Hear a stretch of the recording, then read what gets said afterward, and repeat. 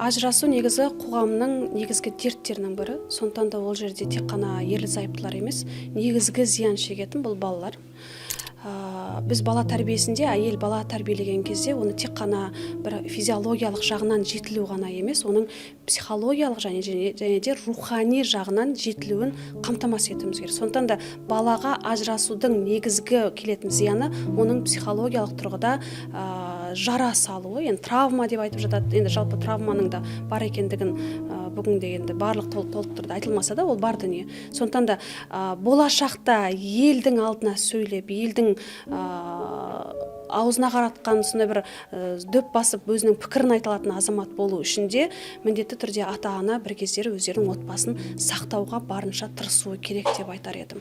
Өзгеге ақыл айту үшін оның өткен өмірінде жарқын сәттер болу керек деп ойлаймын. Сондықтан да барынша ата-ана бұл нәрсеге қатты қарасын.